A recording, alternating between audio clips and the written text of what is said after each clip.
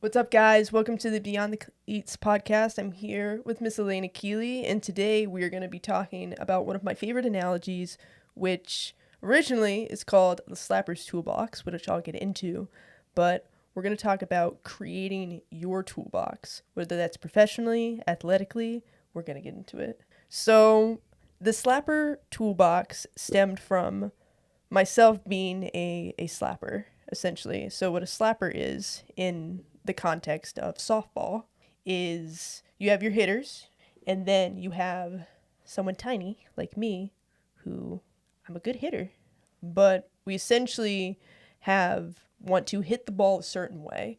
I always make the funny analogy that I hit the ball into the ground and I run really, really fast. My goal is to get on first or like move runners over. That's like my only objective. I don't hit home runs, and I'm proud of it. So essentially with that, a slapper has many tools at their disposal. So for me, it was my bunt, or we had something called a soft slap, which I'd make the ball bounce on the ground, or a hard slap, which I'd try to hit a line drive. So that's where the slapper toolbox essentially came from.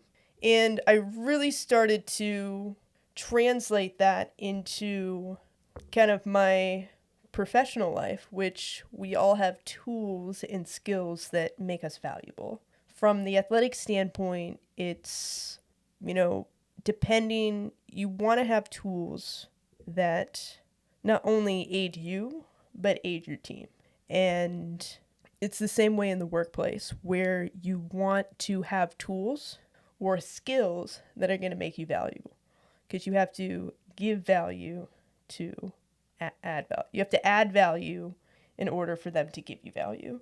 And it's very kind of, you probably have a set of skills that you, like in soccer, what are some soccer skills? There's a bunch of different ones. I feel like soccer players have to be, super well-rounded, not gonna lie. You have those, I guess positionally, too. You have those people that can run a lot. That's a huge skill. Communication's a huge skill. Footwork's a huge skill. Passing, shooting, throw-ins. So you're probably going to have, certain people that are better passers or better shooters. Yeah, or they can see the field really well. Those are, your midfielders that are playmakers. They have all those other skills as well, but that's their goal is to be a playmaker or something like that. But there's all kinds of different, you're getting at, the toolbox is filled. You have different things you can pull from to accomplish whatever you're trying to accomplish on the field, whether that be a throw into someone's feet or using your brain to get a header in a goal or something like that. All those different things all make up a soccer player, and you're not always going to have the same skill set as someone else in something that they are doing. So someone's really good at scoring, so they're at the forwards. They go up there, they score some goals. A defender's not going to go up there and be a forward.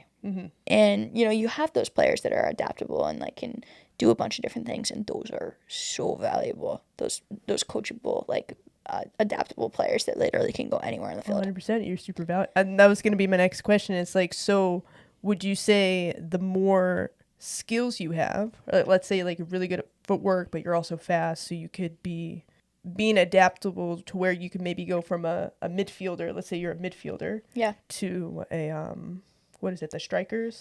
Forward strikers. Forward strikers. Or even outside backs sometimes will be forwards because they're just wicked quick on the outside and they can cross a ball in really well and also score, or vice versa.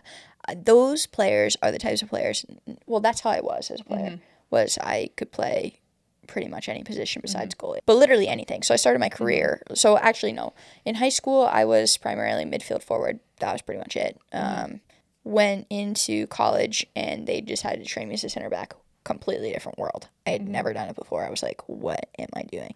But I wanted to get on the field. And that's the caveat, is that I wanted to get on the field so bad that I would do anything to get on the field, whether it was that I was going to be a center back or a forward. I didn't care. Put me on the field and that's it. I had no care in the world. I just wanted to be on the field so bad. So would you say as a coach then, those players that have kind of those valuable kind of interchangeable skills where you can kind of put them anywhere, they add more value to the team because it makes it you're more flexible in your, would you say? Absolutely. I mean, if you can go play 7 positions, that I'm going to take you probably over the one that can play 1, depending on what I need on my team. You love the utility players, though. The utility players, they can just do. Utility players. We have those in softball, too. They call just, them like, utility. You they put them just- in the midfield. You can put them in, like, the infield. You can put them in the outfield. Yes, yeah. It doesn't matter where they go. They just are going to be, like, they're going to make an impact on the field. So wouldn't it be really positive if you could also be a utility player in your professional life?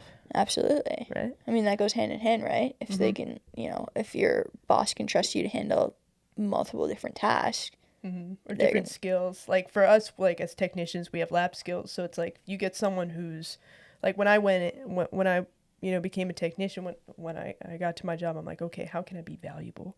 It's like, okay, well, I'm going to be we have like this metabolic, I'm going to learn the metabolic cart. Yeah. Okay, now I'm going to do venipuncture. They need people to fly we have something called the hyperbaric chamber. Yeah. I tell people I fly a submarine. We basically simulate altitude. It's like, I'm going to fly. So it's like I know and I'll be completely honest, it was purely from a job security perspective. I'm, kind of a contracted employer. So once your year's up, your year could be up. Yeah. Or it could not. So it was almost, I would say a little bit, it's a place of, I would say selflessness, but also selfishness. Yeah. Like selfless in the fact that I want to do better, for the people around me. Yeah. But also job security and kind of creating those different skills and those different kind of ways you can be an asset to the team in a way, which I think is super valuable, whether you're an athlete or whether, from the athletic perspective or also on the professional perspective. I think that's what's gonna, make you more competitive. I would say, like would you say make you more like competitive? Is that, I feel like that's the right word? I mean, absolutely. Especially if you're like a player that's like trying to get into the college level and like play at a different level, obviously, like, those players that are out there and just like grinding at anything that they can get their hands on just for the sake of like grinding are going to be the ones that, you look for over like, a player that just like, can only do one thing and that's it. So like that, if they're bad at that one thing that day, well, you're probably less likely to play. Yeah. Those players that can go around the field, like, all right, maybe like as a forward today, you're just not clicking. But let's put you as like, a winger, like maybe not a left wing, like a left back or something. Like, put you in a different spot on the field, see what's up, and then you come out and you come and clutch on the left wing. Like, all right, sick. Like, here we go. You can play more. You get more time in the field. In another regard, I think on the military side of things, for me, like at least for like guard members, you have a bunch of different people that are doing a bunch of different jobs outside of the military. Right. So like you get the cops, you get the architectures, you get the mechanics, you get the whatever. Anyone does like whatever they want outside of the military because they're not always full-time military. Yeah. I'm full-time military now, but that doesn't mean that everyone's full-time military. And so you get a bunch of different people with a bunch of different skills going towards like a common goal of whatever it being like deployment-based training or something. They all bring different things to the table, which like brings a unique perspective to like going to go fight a war. Oh, 100%. Like someone has like is in the state police and has like a lot of tactical squad like training. They're probably going to train other people how to do those skills, right? Because they have that skill and they can teach it. It's the same thing as like, going to the field with your teammate that's like a couple of years ahead of you and has a couple other skills and they want to share that with you. It makes you more valuable. And then like... So are you saying kind of by other people having skills, you're able to add skills to yourself as well? Absolutely, if you're receptive to it. And I think like it all depends on your will and your drive. And I think for me personally, like so I am security forces, so I'm an MP, but like my secondary duty is like a little bit different. So I also have like another skill on top of that that allows me to bring things back to my unit. And adds more value to your unit. Absolutely. And to yourself, it makes you more competitive from an employment standpoint. Absolutely. It makes you more competitive. If we look a little bit from it looks on good resume. On the resume. Yeah. It looks really good from the skills perspective. Have you ever heard of the jack of all trades quote? Yeah. So most people, when they hear the jack of all trades quote, they hear the first part, which is a jack of all trades is master of none. Okay. And then what a lot of people forget is the second part of the quote is a jack of all trades is a master of none, but oftentimes better than a master of one. This happens all the time in careers. People will like have this one skill and they're trained in this one skill and they're really, really good at this skill. Then they'll get fired and try and get another job and they have no other skills. And a lot of people don't know this. It was actually written, it was about William Shakespeare. Okay. Because people often know him as a poet and a writer, but he actually knew how to write. He knew about like everything it had to do with like theatrics and like down to like the actors, the set design, everything like that. So it enabled him to do what he really, because we all have those skills that we're really good at. Yeah. And it enabled him to, as a playwright, do his job really, really well. Yeah. And really those like natural skills, right? Those ones you're like born with that you're just good at. Yeah, that he's just really, really good at. My brother, not to put him on the spot, but I'll brag a little bit about my little brother, as he's a game designer. Yeah. And he's said, in order for me to be a really good game designer, I might not be good at so in game design, there's everything from like graphic design to programming to coding, a whole bunch of different plethora of things that goes into a game. And he's like, if I can understand and have a little bit of a skill set in each one, it might not be what I'm best in, but it's what's going to help me become a better game designer. And you know what the best part of that is as you work your way up the ladder and you become a manager, you get to know every ounce of the job. Maybe you're not the best at every single one of them, but you can like have knowledge, and you should have knowledge at every single skill that you're like leading the people underneath you.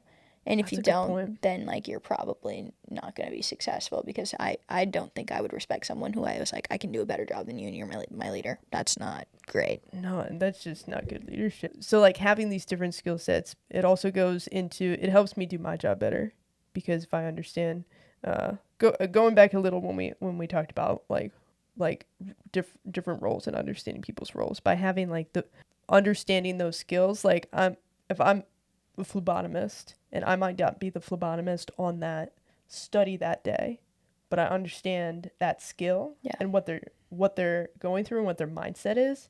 It's gonna help me in my job. Well, it also allows you to step in when someone else can't perform at whatever capacity, especially as an athlete. If someone's sick or injured, and you're 100%. Like, you know, you have that skill and you can actually step in and do that. It just proves, you know, that adaptability is like more, I guess, not fulfilling, but what's the word that, you know what I'm trying to get at? Like adaptability and like being able to step in times of like of need, I guess, like if someone was injured, like that would be, it just shows that like, it your shows character, right? Yeah, like, I think it shows your adaptability, your character, but also your value. Yeah. You're definitely. adding That's value. What I think I was trying to get at. You're adding value, and I think, I sound like an old lady, but like our generation today, like I feel I've seen it a lot of, I say kids our age, but like they're not kids. Yeah. Like folks our age, they want to almost skip this step of adding value. They want that manager position. They want I agree. Yes. They want to have that, you know, the job. You know why that happens? Because when like our parents were like, or even our grandparents were going to like get jobs and stuff like that, not all of them went and got higher education, right? So like they were coming out of high school trying to get jobs and like working in mills and stuff like that without skills. So like they had to build from the ground up. They don't have a skill. They're like learning those things. Us, on the other hand, a lot of us go to school now. It's pushed heavily to get a higher education, right? Oh yeah, 4-year degree. So we get a degree. We have a skill up front, and we think because we have that skill, we're entitled to, okay, you're entitled to certain things based off of like certain careers, right? Like lawyers get more money because like blah, blah, their school's more intensive, and doctors and blah, blah, blah, stuff like that. But when you're coming out of school with education, you have no experience based. Like experience goes a long way. 100% right? agree. Work so experience. Yeah. That's why we feel, or our generation feels entitled to like have more money or like get those leadership roles right away, because we're coming out with a skill that we think should be like rewarded with those types of things, which is not automatically owed to us. Which is not the case whatsoever. Because you don't, like I said, you have to learn to be a leader. You don't just become a leader overnight. Yeah, and those leadership skills and just it's really, And even when you come out of school, you might have that degree, but you might not have that real world experience, which I actually just got done. Me and our team were reviewing applicants, and I have two number ones. One, I don't look at your GPA because it only says so much about you. Yeah. A decent GPA. If you have below a 2 or something like that, obviously that's in consideration. Otherwise, you wouldn't be in the running. Right. But I don't look at GPA. And the number one thing I'd look for is, did you work in school, or have you worked? Have you had some sort of work experience, some sort of real world experience? Yeah.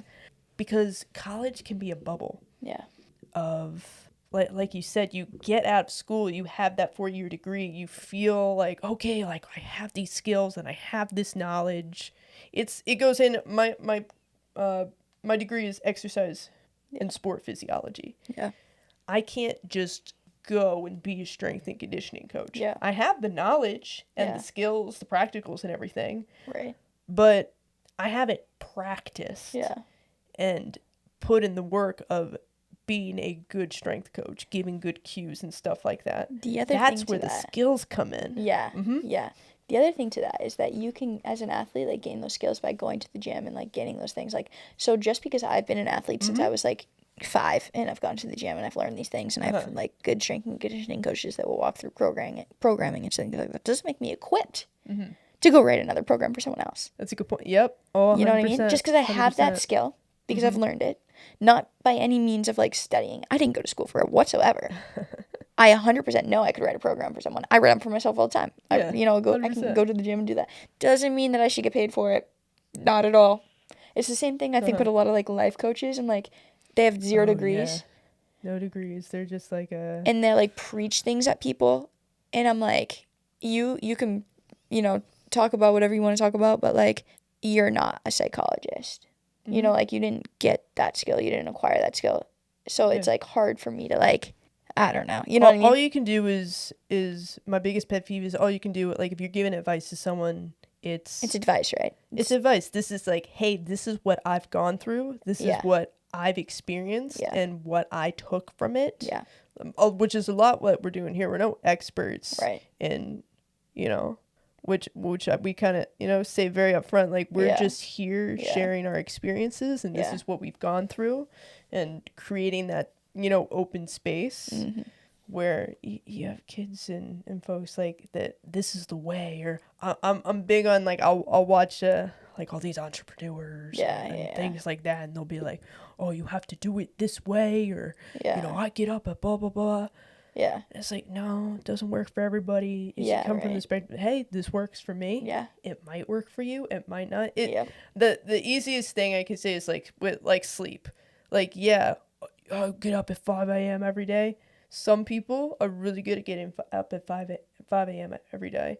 Some people aren't. Sometimes they're more, and that's just from my physiologist coming from a physiological perspective. Sometimes it's just the way we biologically are. Yeah. Morning person. Or it can be consistency, I think, too. That too. Because I think you can train it 100%. Because I definitely never used to be a morning person, and now here I am waking up at 4:30 every morning doing my thing. That's what I tell people. I'm a trained morning person. I'm a trained morning person. Do I want to be? No. Do I want to be up at this hour? No. But I am, and I feel good about it, and I'm like, whatever. But it's the same thing with running. A lot of people are like, I'm not a good runner. I guarantee that it's just a consistency thing. You do it more and more, and you'll get better at it. I guarantee. You may be not a seasoned runner right now, but if you want it and you keep doing it every single day, and you build those skills and you do those things, and your muscles get a little bit stronger every day just by doing that work over and over and over again, I guarantee you'll become a better runner. And maybe you might even like it. Who knows? Yeah. Well, I think that goes with wanting to learn new skills. Yeah. And it's just, you're not going to be great at it to begin with. And you might think you only need to do a couple of good things. But I think the biggest thing is look around you. Yeah. And see, what jobs can I fill? Yeah. How can I add value? Yeah. That's like even when you're going for a raise. Like if you want a raise, or if you're like anything like that. Well, you can't just run a marathon, right? You can't. It's like you gotta train. You gotta train. You have to have those skills. Dedication.